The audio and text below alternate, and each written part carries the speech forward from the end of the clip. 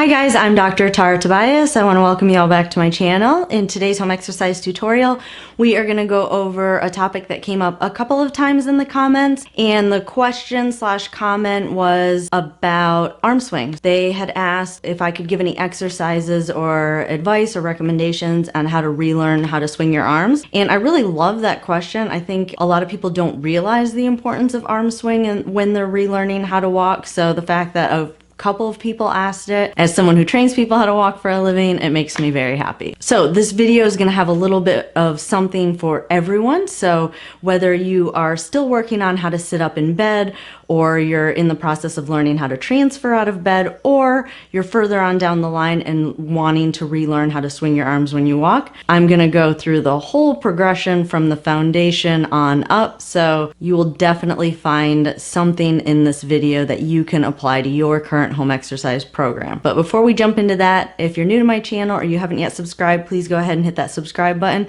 and turn on that notification bell so you'll be notified every time I upload a new video. And now let's go ahead and get started. So first and foremost, why do we need to swing our arms? So I had mentioned it gets me really excited that someone even asked this question, because so many people don't realize why we swing our arms or the value in emphasizing or relearning arm swing if you've lost the ability to walk or you're in the process of relearning how to walk.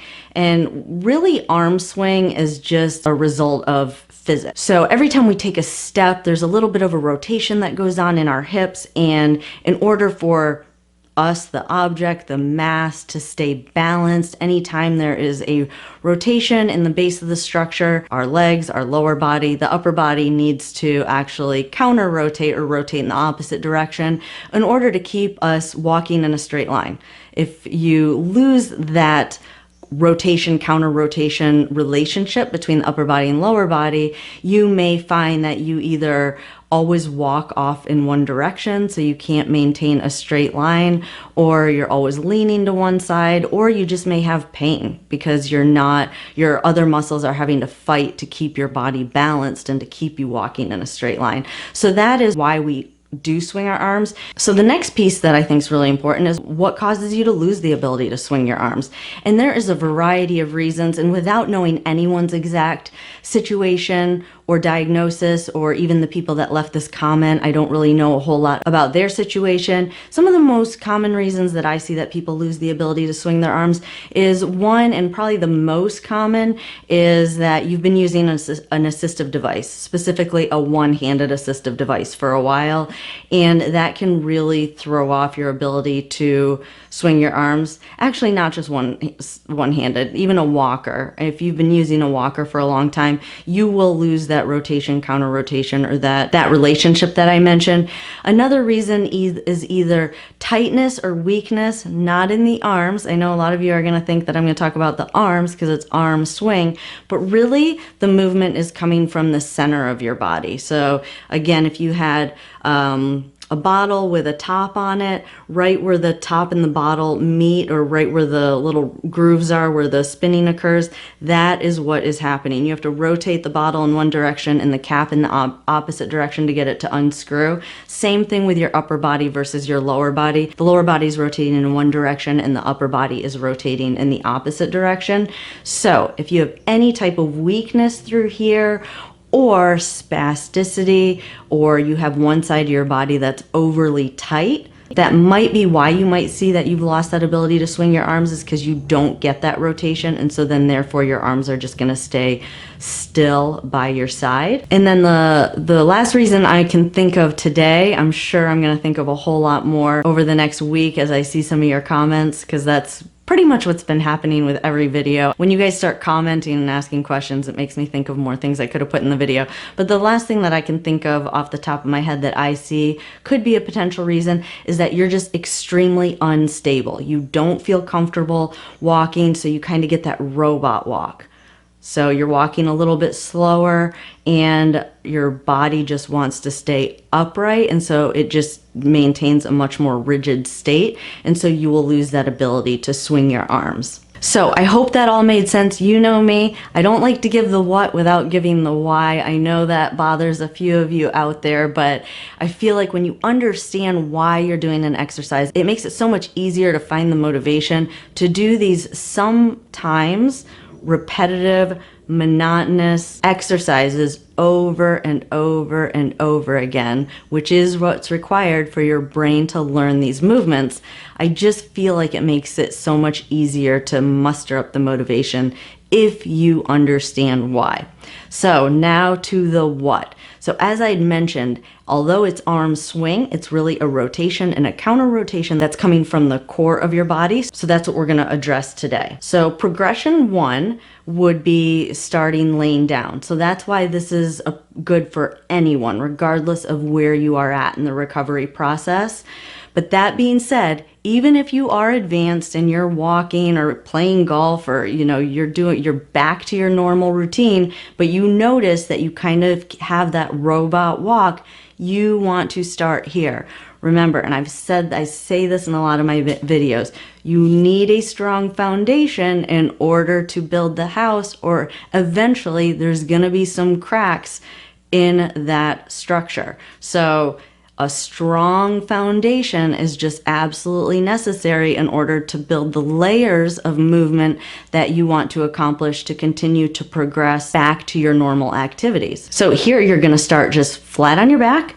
You're going to put your legs up on a gym ball. I love a gym ball. I'll put a link in the description below for this. I think it's absolutely essential to add to your home gym. I have a few videos using a gym ball. They're just great to have. So you're going to put your feet up on the gym ball. If you can get both arms down by your side, go ahead and do that. If one arm is bent up, at least try and get your elbow and your shoulder down on your weaker side. If you have suffered a stroke on your weaker side, even if you can't straighten your arm out. And then we're gonna start doing that rotation and that counter rotation. So your upper body is gonna stay really still. You want your shoulders and your arms to stay flat on the mat. Again, a mat works much better than a bed because you really want to feel that body staying still, and a mattress can throw that off a little bit. I will put a link in the description below for a very affordable mat table that folds up that I think is absolutely critical if you're doing a lot of your home exercises on your own at home. It is worth the investment. So upper body stays still, and you're just going to rotate your legs side to side. Now, if you do have hemiplegia or weakness in one leg and that leg wants to fall off, use a blue strap. I'll put a link in the description below to strap your legs together to keep them on the ball. It isn't a leg exercise, so you're not cheating yourself by strapping your legs together to keep that leg up. On the ball, we are working your core in that rotation and that counter rotation. So you're going to rotate your knees to one side. And now, although your shoulders are staying still, you can kind of see how there is somewhat of a counter rotation going on at the shoulders. And then you're going to do the same thing to the other side. Now, you definitely want to maintain control. So if your legs are falling off the ball, don't go so far to the side. Start with a smaller range. And then as you build strength, you can make this a little bit bigger. And then some of you have commented that I don't demonstrate the exercises enough, that they're really just quick glimpses. So here is what that would look like, a little bit of a longer clip of what that would look like.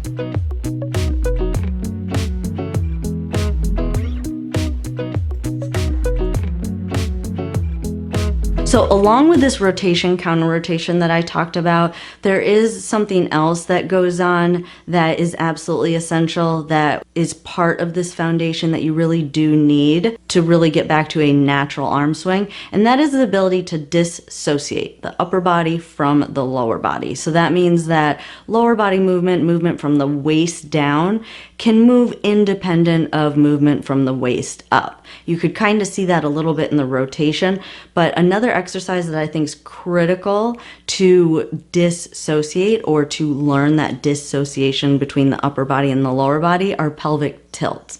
Now to do this one, I like to use a little air disc, and we're going to do lateral pelvic tilts, which is really just tilting your pelvis to one side and then tilting it to the other side, while maintaining your shoulders straight. So when you do that, when you tilt your pelvis to one side, if your shoulders also lean to that side, you've lost that dissociation. So again, you want the hips to move independent of the upper body.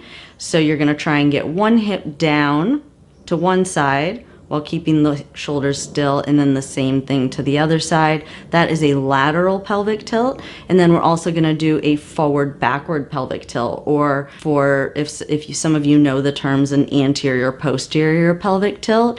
And now you're going to tip the pelvis forward. So the way I like to think of it is that you're trying to lift your tailbone up away from the seat, and kind of you should feel your pelvis kind of spin forward. That is an anterior pelvic tilt or a forward tilt. And then the posterior tilt, you're going to try and get that tailbone down closer to the surface that you're sitting on. And that is a backwards tilt or a posterior pelvic tilt. And again, you want to try and keep your upper body as still as possible. And then here is what that would look like.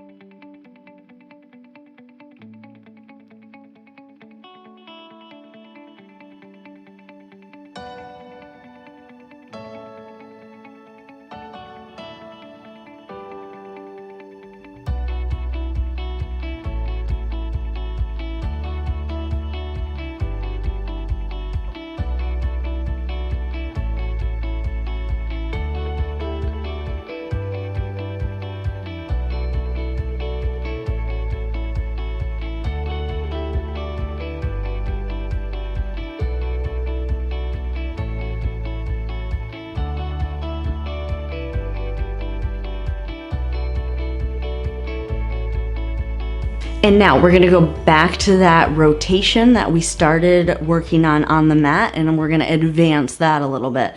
So this next progression, you're going to use one of these twister discs.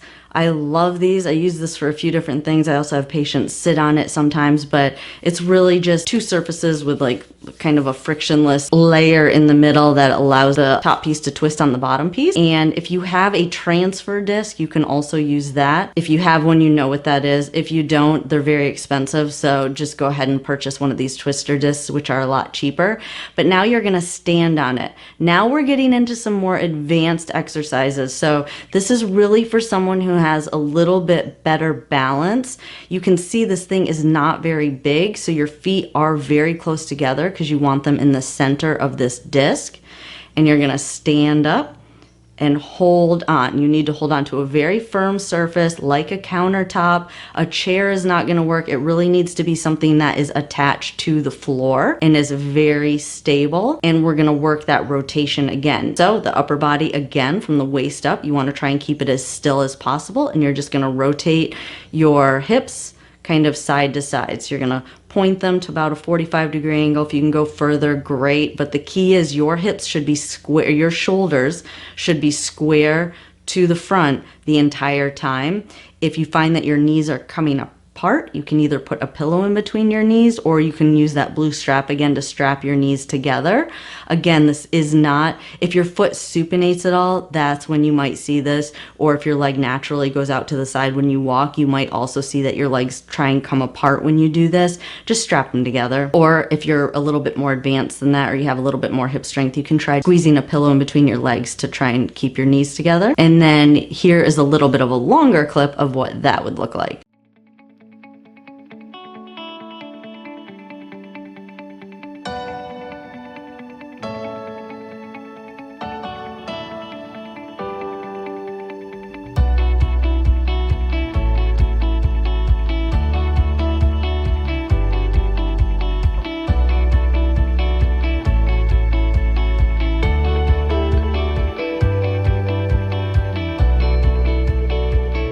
So everything we've done so far has been lower body movement and keeping the upper body still.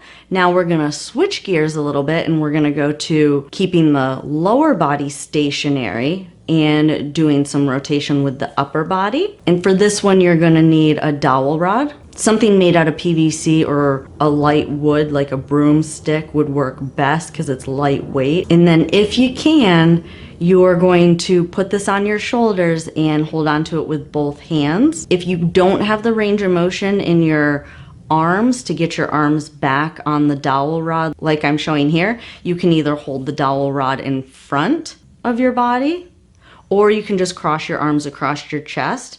And then we're gonna start, I'm gonna show it sitting first for those of you who aren't yet to the point where you can stand comfortably and really be able to isolate these movements. So if you feel off balance at all, you're gonna be more focused on your balance than you are about the movement, and therefore I would do this one right here and do it sitting down. And you're just gonna rotate your shoulders side to side, not allowing your legs to move. Again, those of you that have a supinated foot or spasticity in your leg at all, your knee might want to flop out to the side. Strap them together. You really want to learn how to isolate that rotation just coming from the muscles around your trunk or your core. And one other thing you want to pay attention to is make sure that your shoulders aren't tipped to one side, that you're try and keep them as level as possible. I love a mirror for this. Go ahead and put a mirror in front of you so you can really watch and make sure you're maintaining that quality movement. Remember, we're trying to build that strong foundation. So quality movement is extremely important. And then if you are a little bit more advanced, what you're gonna do is you're gonna stand with a wall behind you, probably about 10 inches away from the wall. And again, you're gonna put the dowel rod on your shoulders. If you don't have the range of motion to do that and you can hold it, you have the strength to hold it in front, you can try and do it that way. But you do need some kind of a rod. The arms across the chest for this one won't work as well, because now what you're gonna do is you're going to tap one end of the rod to the wall and then the other end. Regardless of whether or not you have hemiplegia or you have an involved side, you do want to do this to both sides. Because remember, we're relearning a rotation and a counter rotation. And if you have lost the ability to arm swing, most likely you're moving like a robot. So your hips and your shoulders are kind of moving in the same direction at the same time. And so that's why you need to do this in both directions. Now the foot position can change a little bit here. So the first progression would be just to have your feet shoulder width apart, trying to keep your knees and your hips pointing straight ahead. To advance this, you'd bring your feet together so that they're touching and see if you can still do that rotation and that counter rotation. Remember, the goal is for this to just kind of naturally occur.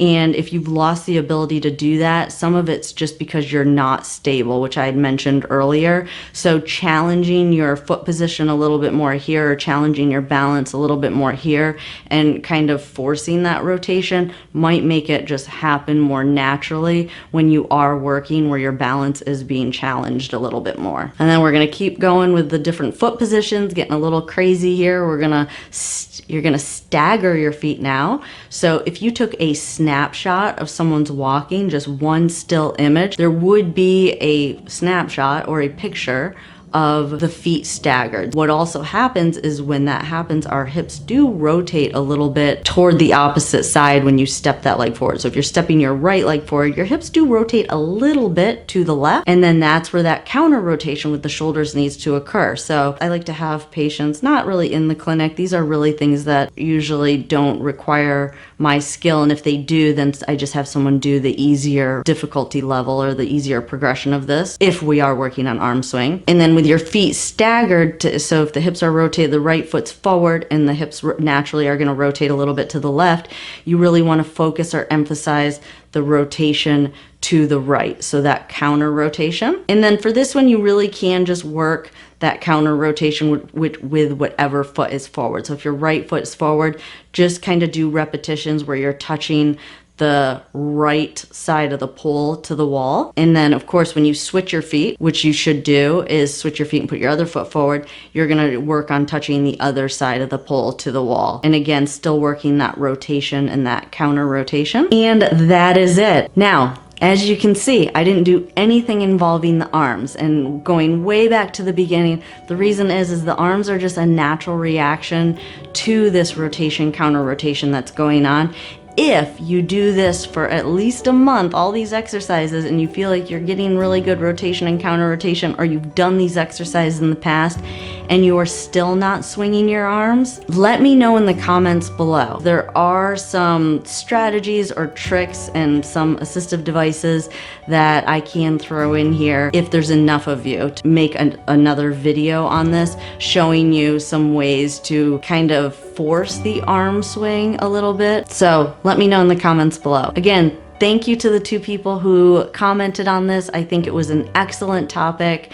I hope you all enjoyed it. I hope you learned something from it. I hope you try it. If you do and it goes well, leave a comment below. I love hearing what exercises are working, what exercises aren't. I love the feedback on the videos themselves. I try and make these videos as easy to understand as possible, so I do listen to all of your feedback and try and adjust my delivery as much as I can. So I appreciate those comments as well. As usual, you guys keep taking this one day at a time. And that is it for today's video. Again, if you haven't subscribed yet, go ahead and hit that subscribe button. Turn on that notification bell so that you'll be notified every time I upload new videos. I post a video every week to help you to make the best decisions in your treatment plan based on your goals in the direction that you want to go. So turn on that notification bell so that you'll be notified every time I upload a new video. I enjoyed spending time with you all today, and I look forward to seeing you all in the next video. You all have a great day.